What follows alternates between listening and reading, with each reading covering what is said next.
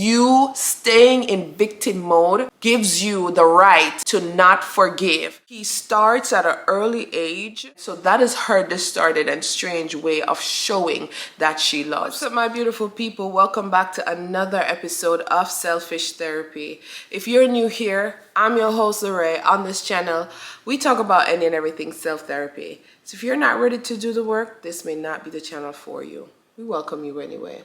Welcome back to my returning viewers, those of you who have subscribed, shared the video, left a like, a comment, anything at all that you have done to support me. I thank you guys so much for helping me to spread the gospel and to grow in the body of Christ. So let's get right into it.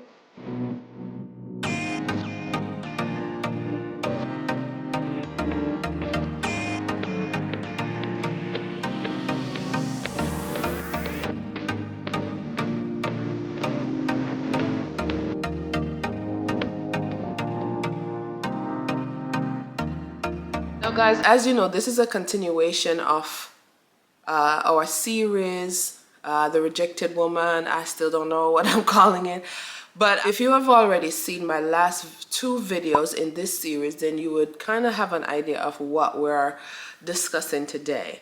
And I have shared some of my personal experiences being the person, the rejected woman or unhealed person, being on the other end and now walking in my healing. And I just wanted to share some more things with you guys. I'll continue to share, whatever I feel is beneficial to help us to heal and to grow, not just as individuals, but as a community, as a body of Christ, as the church. Because really and truly, guys, the one thing I'll say is that the one thing that God used to conquer darkness and death is love.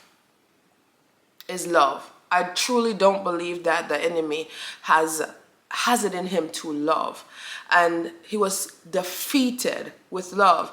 And that is why he starts at an early age on us as children, as babies, and created this system to come down in our bloodline, the system in our culture that really goes against love. If you really look at it and think about it, the reason why it's hard for us to forgive is that we don't have the love, that the compassionate kind of love. We want to love when it makes us feel good. And sometimes that's not sometimes, but that is just not how it works. Love is not conditional. Love should not be conditional, but we were taught that it is, because that's what we saw from our parents coming down. That's what we teach our children. And how can we shift that, right? Love teaches us how to correct without condemning. And so today, what I want to share with you is the distorted view on love from a rejected woman's standpoint. Hope I said that right. Right? So that's what we're going to be talking about. Now, I want to say this again. If you have seen and gotten some context before, you'd understand that because you weren't taught what love is before. So you create your own idea of what that is, coupled with the trauma and the rejection that you had. And of course, now it is not really the healthiest way. And so we don't know how to properly operate. And it really does messes with you emotionally, because you are constantly in this battle of what you can trust versus what you can't trust. You often think that somebody's out to get you, right? And so a smaller thing can become so much bigger than it really is. Now, we'll talk more about that maybe in another video, but for the purpose of this video, I just want to share a couple things that you can expect or look for, or that would give you a better understanding of how a rejected woman sees and receives love. The first one is she can be very possessive, right? And that is because everything in her mind was taken away from her, right? as a child. What she wanted was taken away from her, or in some instance, it doesn't necessarily have to be as a child, but it was taken away from her. So when she starts feeling that I am getting something, she holds on to it with dear life. And so that is her distorted and strange way of showing that she loves. Let's talk about what that looks like in a relationship. She may have a friend, and that friend, she expects that friend to be everything for her. Everything. When I want you, or in a relationship, I want you when I want you. And if you don't, that means you don't love her. If you can't, that means you don't love her. Right? And she feels like she's losing something. Also, she'll also overcompensate, because that's her way of showing that I got you. That's my loyalty and I love you.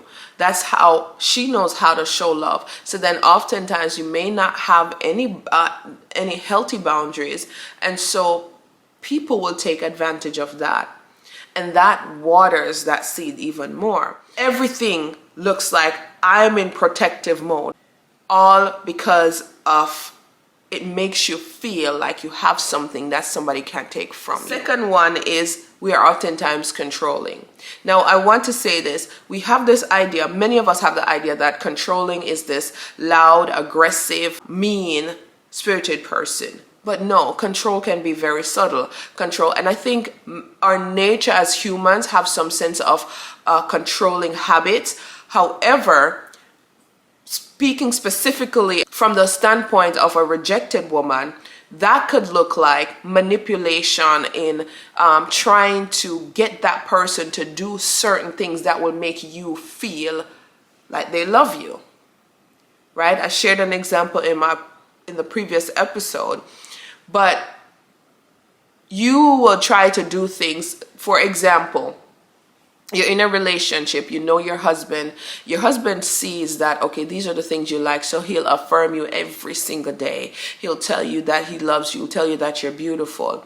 And even with that, if a day comes and let's say he was busy and he didn't get to do it for you, what you do is you start sulking. You start acting weird. You have an attitude. You know why? And you might not be thinking that's what you're doing, but you know why? You know that once you shift to try and get his attention, he's going to notice and he's going to ask you what's wrong. Just that in itself makes you feel, okay, he still cares. It's very crazy, I'm telling you. But you do little things to get the attention and to feel, because that when you get the attention, you feel like this person still loves you. The third thing is unforgiveness. So you keep record of wrong. And when you do that, that is because it helps you to stay in a victim mode.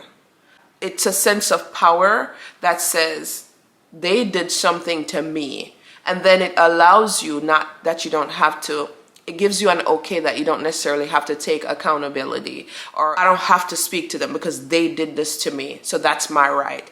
And so you staying in victim mode gives you the right in your mind to not forgive, to not heal, to not have a relationship, to not move forward, to continue to do what you do now in your unhealthy way of reacting to things.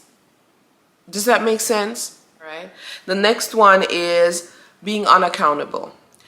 A rejected woman, or that's dealing with trauma from rejection, oftentimes find it very difficult to take accountability.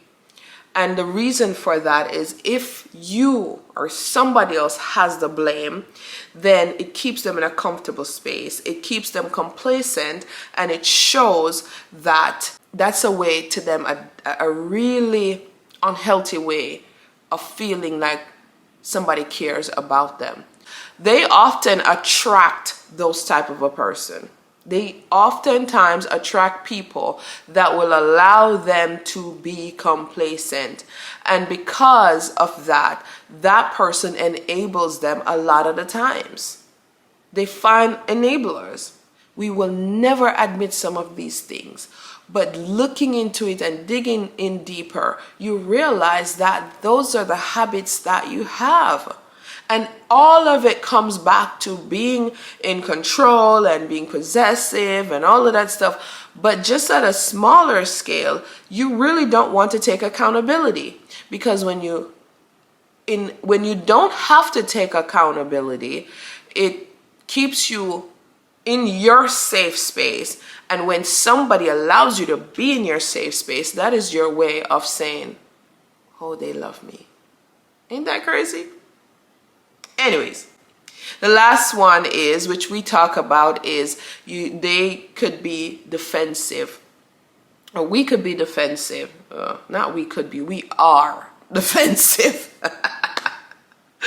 So, right? And so what tend to happen is, you have to consistently tell people in different ways that you are worth it. You are worth it. You are worth it. Because if you see me as worth it, you won't leave. You love me. Or if you can find worthiness in me, then you won't leave. And so you find that every single thing that could possibly look like she didn't get it right, she may not be the best, and we compete. In your mind, you figure you have this weird competition in your mind about some things, that you always have to be the one to be seen. And here's what I want to say. You don't necessarily want to be seen by everybody. But who is your audience? It could be a husband, it could be a friend, it could be a child. You want to be seen as the better parent. You want to be seen as the better spouse. You know what I mean? Like, you find yourself you always in this sense of competition. I should be first in your life is basically what that means. I should be everything, first in your life, above all else. And if I don't see that, you don't love me. Listen, I hope that's where I'm going to leave this, and I hope that you guys picked up something from this today. I wanted to do my best. I don't know if I did the best of explaining it, but I think that you guys would get the gist of what it means to truly see what love looks like through the eyes of a rejected woman. I know somebody might see this and may not fully agree, but that's okay. We need to get to a place where we can be honest with ourselves, right? There's so many other things out there that people are dealing with, and so we're not here to condemn, as I always would say. It's more about, hey, there's a problem in this area and it's bigger than we really think it is. It is not as subtle. It's creating more damage than good, and so we want to talk about it. And so I have gone through that experience, and I figured it would be a good talking point for me to share. But yeah, we see things a little bit differently than others. All right, so I hope that you enjoyed this episode. If you did, leave a like on the video, drop a comment below, share it with someone who may find it interesting. And you guys already know, before we go, we like to do a quick prayer out. So let's pray. Eternal and ever righteous God, my Lord and my Savior, who made heaven and earth, the ruler above all. Father God, I give you thanks for this opportunity and this episode. Lord, I pray in the name of Jesus that everybody that got an opportunity to see this episode or any of the other episodes, dear God, that is dealing with any trauma or these issues, mighty God, I pray that you can give them conviction. I pray that you touch them in those places and help them to heal. Father God, I thank you for the wisdom. I thank you for the boldness that you have placed on the inside of me or anyone else who have shared their experience ahead that allowed me to also learn. God, I give you thanks for it. I pray that it is received in the most loving way, and I pray, dear God Almighty, that it will do a new thing. I pray that we may come to you for all things, and that you would give us direction and where to start for the person that may not even know how. Father God, I pray that you meet them where they are, and that they would feel safe that you will also create a safe space of support, a support system, dear God Almighty, that wherever they start, that it is received in the way that will start transformation and healing. And so this we ask of you on this day, God, and we believe that it is so. In the mighty name of Jesus, I give thee thanks, and we say amen and amen. So with that said, my lovely ones, I'm going to love you guys and leave you until the next episode, and I will see you guys. Bye for now.